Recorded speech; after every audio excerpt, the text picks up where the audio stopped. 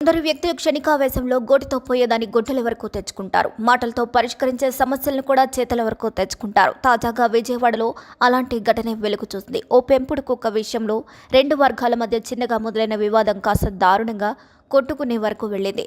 విజయవాడలో పడమట పిఎస్ రామలింగేశ్వరరావు పరిధిలో నివాసం ఉంటున్న రామారావు అనే వ్యక్తి తన మనవరాలిని స్కూల్కి ఎక్కించడానికి ఆమెను తీసుకుని వెళ్తున్నాడు. అదే సమయంలో స్థానికంగా నివాసం ఉంటున్న అభి అనే యువకుడు తన పెంపుడు కుక్కతో జాగింగ్కి వెళ్తున్నాడు.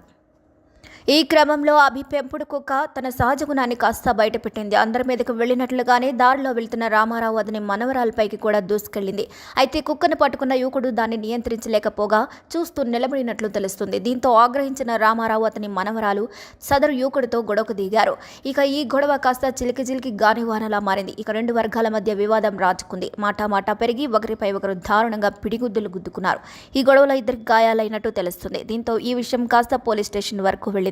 అయితే అక్కడే ఉన్న కొందరు తతంగాన్నంతా వీడియో తీసి సోషల్ మీడియాలో పోస్ట్ చేయడంతో ఇది కాస్త ఇప్పుడు వైరల్గా మారింది.